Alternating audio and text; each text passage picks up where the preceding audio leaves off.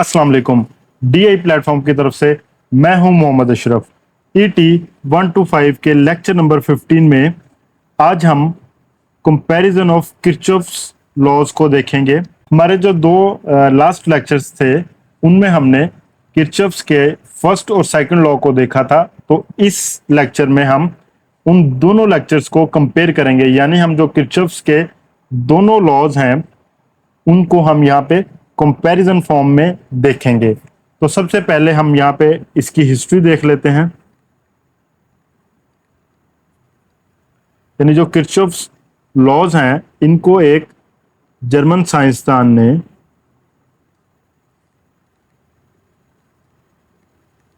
1845 में प्रेजेंट किया था और उस साइंसदान का नेम गुस्टैव रॉबर्ट किरचॉफ था। और इसी साइंसदान के नेम पे ये जो लॉज हैं ये फेमस हो गए थे। तो इस लेक्चर में हम इन दोनों लॉज को कंपेयर करते हैं। लेफ्ट साइड पे फर्स्ट लॉ को लिख लेते हैं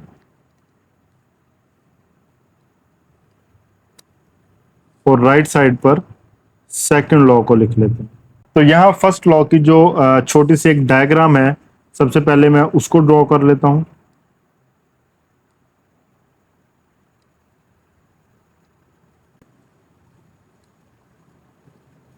तो ये इनकमिंग करंट्स हैं और ये आउटगोइंग करंट है।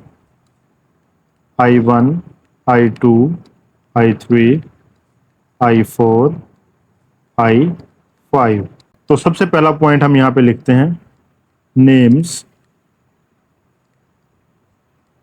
यानी जो किरचॉफ्स का फर्स्ट लॉ है उसको जो डिफरेंट नेम से पुकारा जाता है वो कौन कौन से हैं। नंबर 1, इसको करंट लॉ भी बोलते हैं। Number 2, point law.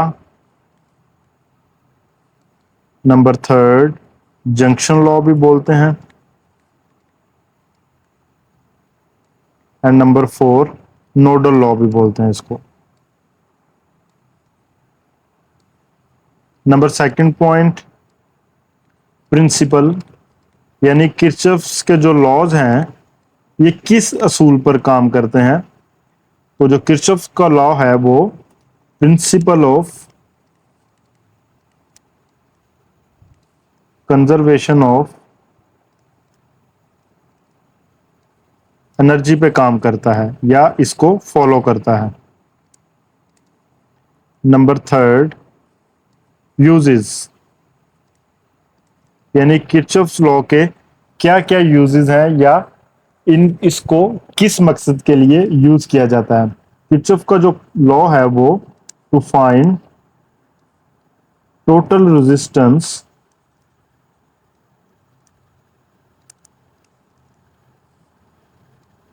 of complex networks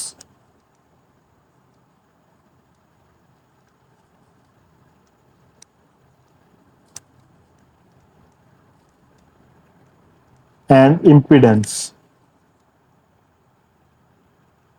ये आपने ध्यान में रखना है कि किरचॉफ का जो लॉ है उसको कॉम्प्लेक्स नेटवर्क्स की रेजिस्टेंस और इंपीडेंस फाइंड करने के लिए यूज किया जाता है। नंबर 4 पॉइंट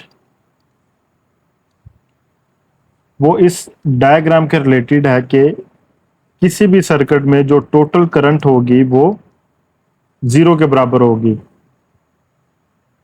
यानी इस डायग्राम में जो इनकमिंग करंट्स हैं उनको हम पॉजिटिव कंसीडर करेंगे और जो आउटगोइंग करंट्स हैं वो नेगेटिव होंगी। यानी I1 plus I2 plus I3 minus I4 minus I5 is equal to 0। यानी सर्किट में जो करंट का मजमुआ है, यानी आने वाली करंट्स और जाने वाली करंट्स, वो हमेशा 0 के बराबर होंगी। यानी जो ये नोड है इस पे जो आने वाली करंट्स हैं और यहां से जो जाने वाली करंट्स हैं इनका जो मजमुआ होगा वो 0 के बराबर होगा। तो ये किरचॉफ्स का फर्स्ट लॉ है और ये इसके फर्स्ट लॉज के पॉइंट्स हैं। तो अब हम सेकंड लॉ के पॉइंट्स को देखते हैं। तो किरचॉफ का जो सेकंड लॉ है उसके जो डिफरेंट नेम्स हैं सबसे पहले हम वो लिखते हैं। इसको वोल्टेज लॉ बोला जाता है। नंबर सेकंड लूप लॉ बोला जाता है। नंबर थर्ड मैश लॉ भी बोला जाता है। तो यहां मैं सेकंड लॉ के मतलब एक छोटी सी डायग्राम इसको ड्रॉ करता हूं।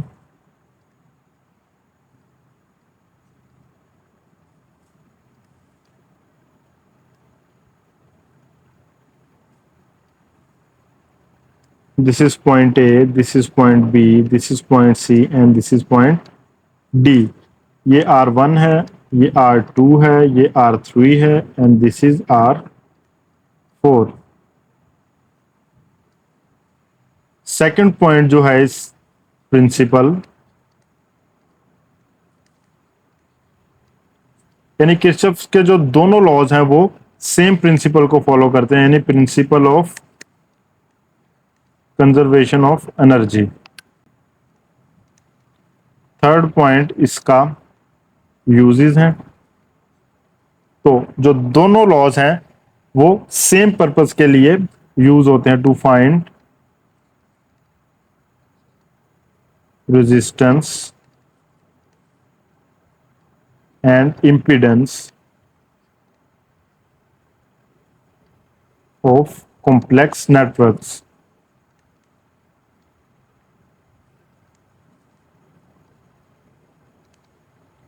लास्ट पॉइंट जो है इसका कि इसमें जो summation of I R is equal to summation of circuits EMF. यानी यहाँ पे जो डायग्राम मैंने बनाई है R1 के अगेंस्ट जो वोल्टेज है, इसी तरह R2 के अगेंस्ट वोल्टेज है, R3 के अगेंस्ट वोल्टेज है और R4 के अगेंस्ट वोल्टेज है, वो हम लिखेंगे और वो 0 के बराबर होंगे। यानी सर्किट के जो टोटल वोल्टेज ड्रॉप्स हैं वो इज इक्वल टू 0 होंगे। यानी VAB plus VBC plus VCD plus VDA is equal to 0। तो ये दोनों जो रूल्स हैं ये सेम पर्पस के लिए इस्तेमाल होते हैं और सेम प्रिंसिपल को ये फॉलो करते हैं, और इनके जो डिफरेंट नेम्स हैं वो हमने यहाँ पे लिखे हैं। तो इस लेक्चर को कंपेयर करने का मकसद ये था कि जो हमने दोनों पीछे लेक्चर्स देखे हैं, फर्स्ट लॉ का और सेकंड लॉ का, यहाँ पे कंपेयर करके लिख दिया है ताकि तमाम जो दोनों लेक्चर्स की चीज़ें थी वो कंबाइन होके आपके सामने आ जाएं और आपके जो कॉन्सेप्ट्स हैं वो मज़ीद क्लियर हो जाएं। तो उम्मीद करता हूँ आपको ये छोटा सा लेक्चर पसंद आया होगा। तो मिलते हैं नेक्स्ट वीडियो में नेक्स्ट टॉपिक के साथ। Till then take care and अल्लाह हाफिज।